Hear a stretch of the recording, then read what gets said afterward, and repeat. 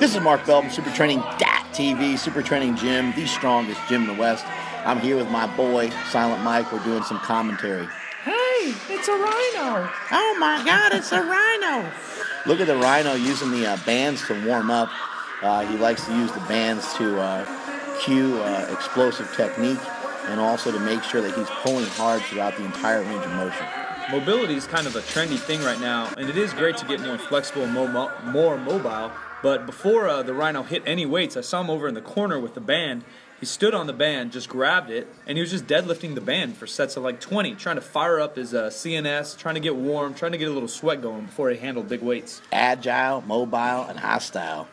The Rhino is a complete savage, and there's Kim Valentine, another world record holder. Just a couple world record holders just training amongst each other here at Super Training Gym. I was left out on this day. I was off in the corner squatting. I should have been left out on this day as I tried to pull 705 and it just, for some strange reason, Silent Mike, it had like magnets on it. Yeah, it just I think Stan, he added weight somehow. Yeah. It actually, what it looked like I tried to push it down towards the floor rather than try to pick it up. Yeah, doing a bench press. But what Stan's been doing lately, he said after he retired from powerlifting that he had to completely start over. And the reason why he wanted to start over because he wanted to be healthier. Powerlifting or taking any of this stuff, whether it's bodybuilding, even just people with general fitness goals like a CrossFitter, once you start to really get in deep, this shit gets to be unhealthy. You'll see here we have a variety of lifters with a variety of form. Like Mark said, Stan kind of revamped everything. His deadlift used to be kind of wider stance. His squat was way wide stance with his knees way out. He moved it way back in. Both stances for Stan were almost perfect. Dave's a little more unorthodox. His back's a little rounded. He's got his big old fat quads. Yeah, big old fat quads in the way. But they end up lifting the same weight, and it just proves that everybody can. Whoa, that was fast. Yeah, shit, that was easy. Here's my 595 to put it in perspective. Oh man, almost blew out my butthole right there. Yeah, just to put it in perspective, the old O-ring. Everybody can lift differently and still see a lot of progress and still get stronger. You just want to get in the best position for yourself. Yeah, and Stan has been working on high-rep squats, and he's been working on conditioning. He's been doing stadium stairs. He's been doing some sprints on a recumbent bike, a couple different things like that, along with, as always, the Rhino always has his nutrition intact. A couple things like that just to try to make himself more healthy, and he's basically has released himself of the duties of lifting like a total maniac. However, he's still able to lift like a total maniac because he's rebuilt himself. Here goes Zeus with the diaper look, hitting up 705 for a triple, which I think's a PR. Disgusting. But yeah, Stan did it for a triple, and now he's got to step it up a notch, and he's got to do it for a triple as well.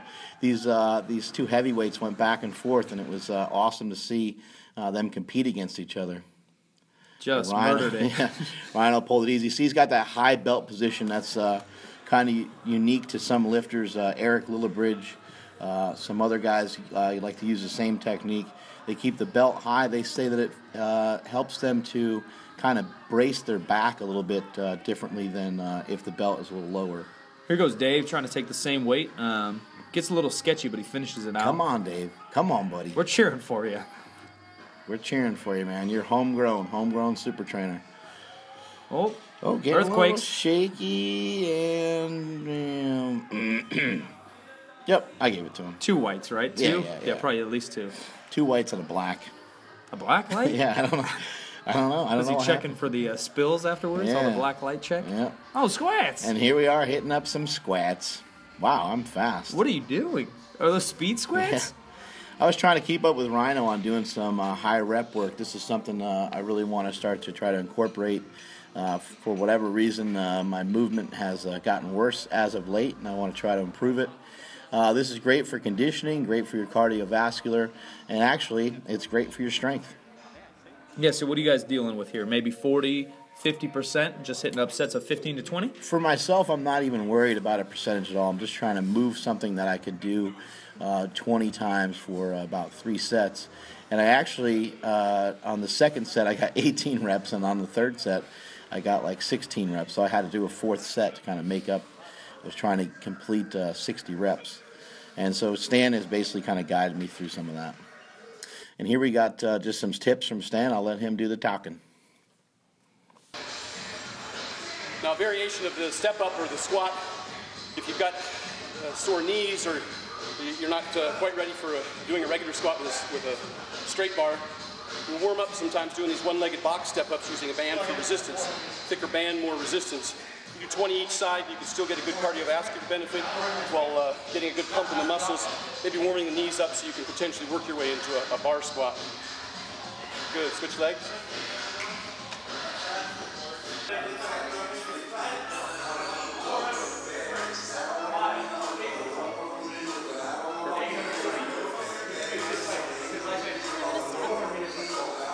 Call it, good job.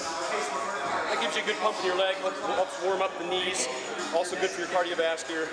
Excellent starter exercise so you can transition into a regular squat. All right, we're here at Super Training Gym with Stan the Rhino Efferding, and he's putting me through some pretty grueling squats. I'm taking it a lot easier than he is because this is day one, week one of me trying to do what he's talking about, bringing up my conditioning a little bit. And he's talking about this helping me gain muscle, helping with my conditioning. The conditioning and the added muscle is going to help with my top end strength as well. And so he just finished the set. Let's see if we can get a couple words from him. 2 words, that's about it. Doing sets of 20s on the squats, deep breathing. It's great for hypertrophy. It's great for building your lung capacity so you can do more volume with shorter rest periods and recover faster so you can train more frequent. So it's beneficial all around. And you're typically doing about 3 sets of 20 once a week on the squat? Twice a week I'll do 3 sets of 20 or twice every 8 days. I'll usually work up to kind of a heavy double and drop back down and hit those 20s. Today we're wrapping up with 20s after a big deadlift. Yeah, so you hit a 771 deadlift today, right? Yeah. And 705 for 3 without a belt? It's bodybuilding, powerlifting form of conditioning, we'll call it. Hit training. And also Stan is doing about 3 times a week. He's implementing some stair sprints, or running some stairs, doing about 10 sets of sprints. Yeah, the real benefit to hit training and running stairs is it's lower impact. There's less eccentric load, so you have less delayed onset muscle soreness. I use it kind of as a recovery tool, an active recovery tool, so I can heal quicker, so I can train again sooner. People ask, how do you burn fat? How do you get jacked? How do you gain so much muscle? Get up off your fucking couch and start doing some HIIT training. Do some 20s. It's going to be very beneficial. Do sets of 20. That's it from supertraining.tv.